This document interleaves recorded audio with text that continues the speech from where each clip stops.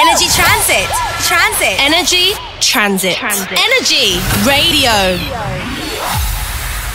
Karibu sana, Prof. Yo. You walked in and immediately were like, Happy New Year, Happy Birthday, Happy everything. Many years. I know. And the question that might be cliche, but where have you been? What's been happening?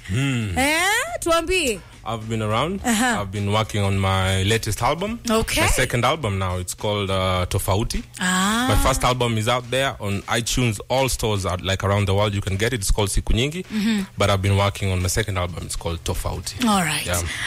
How's the music going, man? The music is good. Like the music and is be live. honest with me. Yeah. Listen. This is me. All okay? right. This is me. I've been doing this for a minute now. Yeah. So I know artists always say, the music is good in it. But I also believe I'm in a different space and time now. True. Even as a presenter, where I really want to know, how are you doing? You know? And I believe in sharing your story so that it can also encourage somebody else who's going through a tough time. Because I feel it's okay for an artist to say, man, this music thing is hard as hell. Yeah, but I didn't finish telling you what I was saying. Like, the music side of the art form is good. Yes. The other side of the music is really challenging. Talk to me. Yeah. But it boils down to like the same thing that we've been talking about for a long time. There is this debate that's been going on. Yes. But it's just about support, more airplay for our music. Yeah. Because I think after that, automatically, everything else will open up. Yeah, will open up. I hear you. 100%. So support because of also, like, it's really hard for like an underground artist to break even now. Yeah. And it was like that for like so many years. True. So I think like now it's the time that I think this needs to change. Because if we talk about maybe last year, we can say the artists that came up, we can talk about Arrow Boy, we can talk. No, we can talk like not more than 4 people. You understand? But it's supposed to be even more. True. Yeah. I have to say, I have noticed that now we're getting newer and newer names, taking less time, not as a good time still, but less time kujulikana than it was previously when we were still, part and parcel of the music industry. That now maybe the social media helps, maybe YouTube helps, and the appetite pia imebadilika for Kenyans kwamba wanataka kujua who is new out here, what is their sound about, who are these new cats in the game. And like you said, with the right kind of support and the right kind of conversations, then of course tunaendelea kupush your agenda. Not blaming or like each other, you understand? Because I think it's time. Yani ni natural to support like your own. It's just natural like that.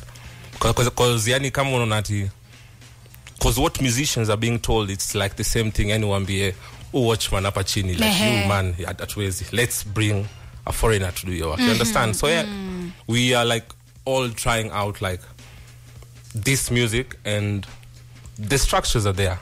But the support is not there. You understand? Yeah. Okay. I hear you 100%. Just over the weekend, there was a lot of events that were happening.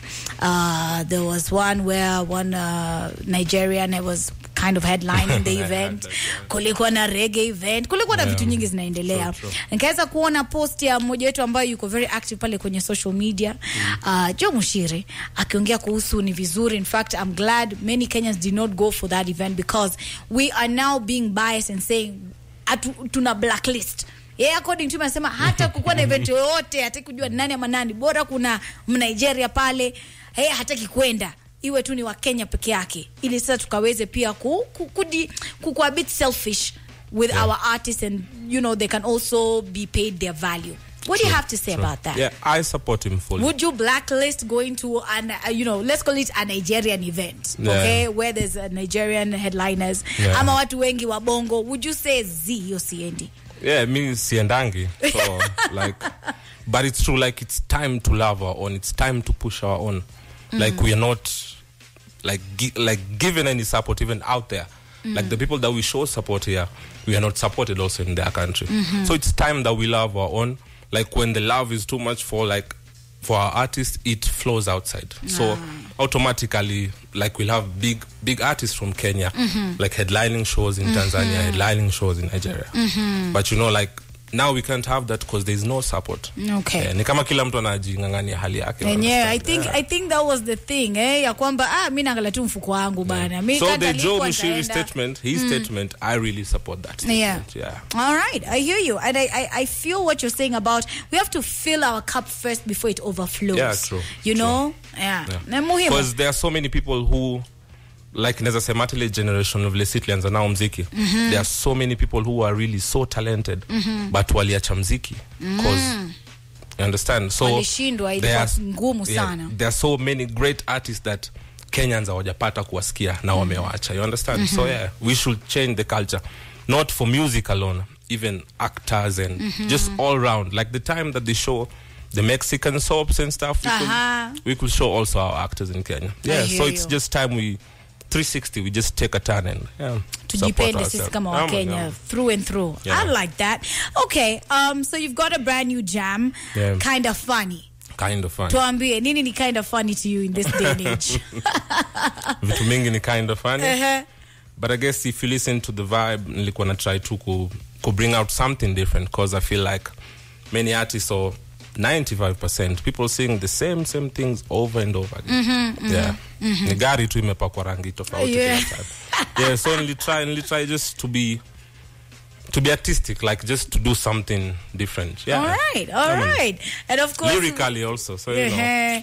We've got the song right here on Energy Radio. We premiered it on Friday. We're going to play it again because I like it. I know you like it as well. Listen to it. Pump it all the way up to 100 kwenye hizo volume levels.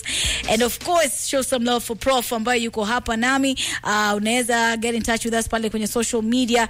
Handle yake ikiwa @Prof Kenya. Si ndio ama ulibadilisha? Yeah, man, Prof Kenya. Oja sisi wende Germany sijui nini. That's right. We gotta live life to the fullest, and you are here with us on Energy Radio. Mwalimu Rachel and Prof Kenya mwenyewe ndani ya studio. That's his brand new track, Kind of Funny. I love the heavy bass line, maze.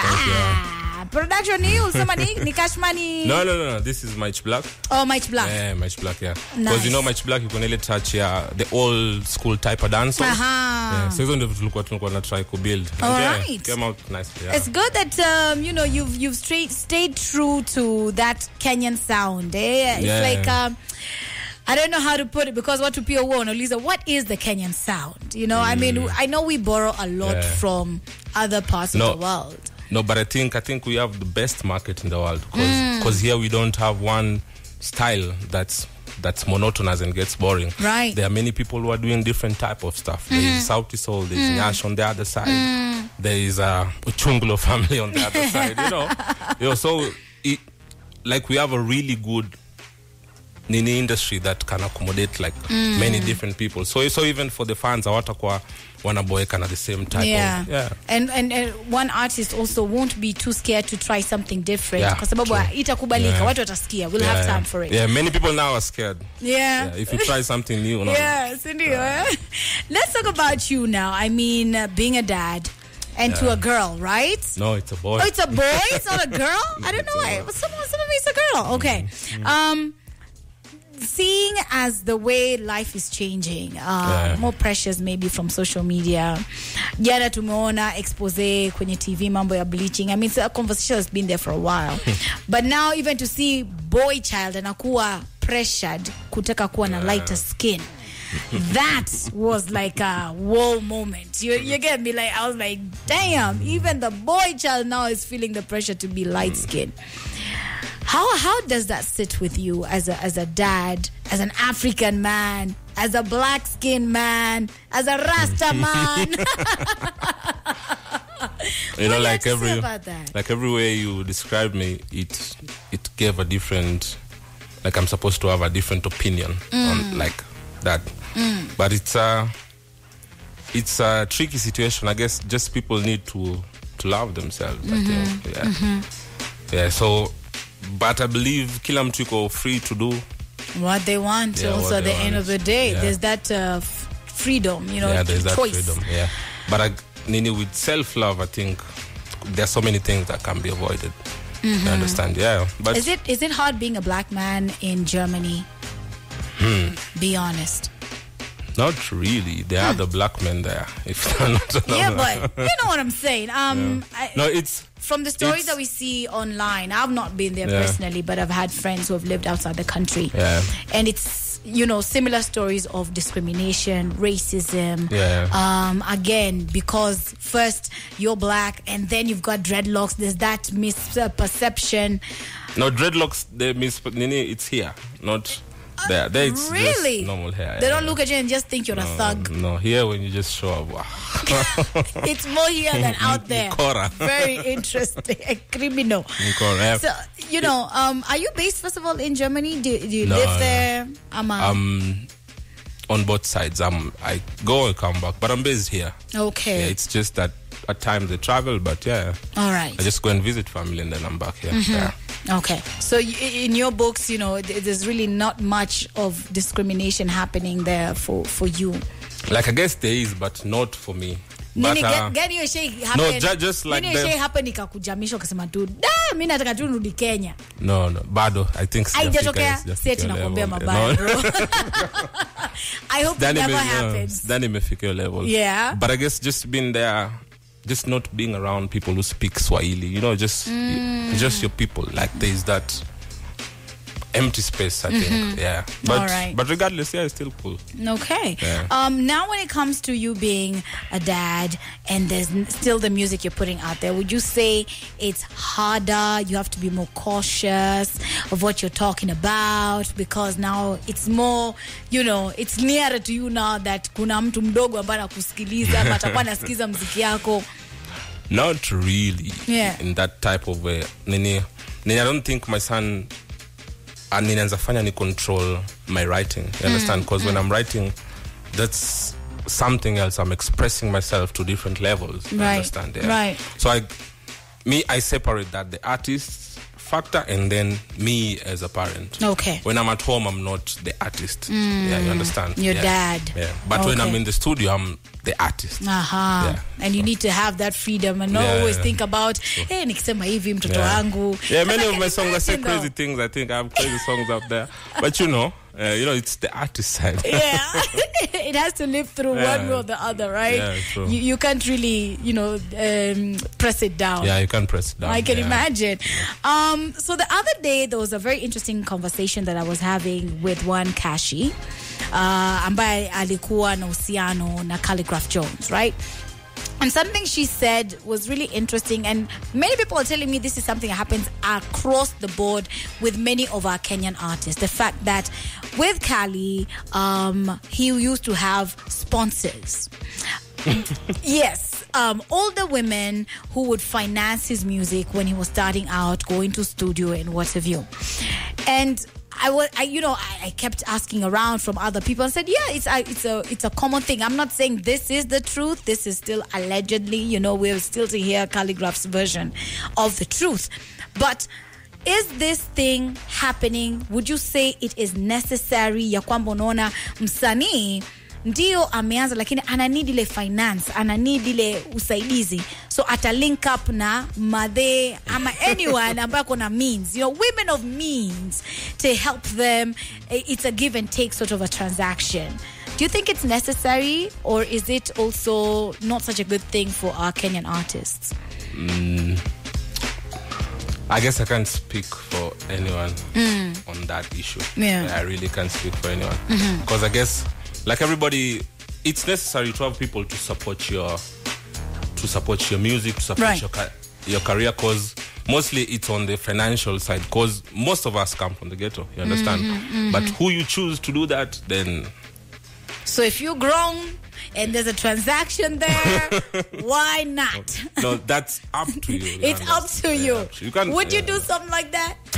Would you be like, you know what? Hapa kuna opportunity mazi. Why not take it and further my agenda as an artist? No, I don't think I will do something like that. No?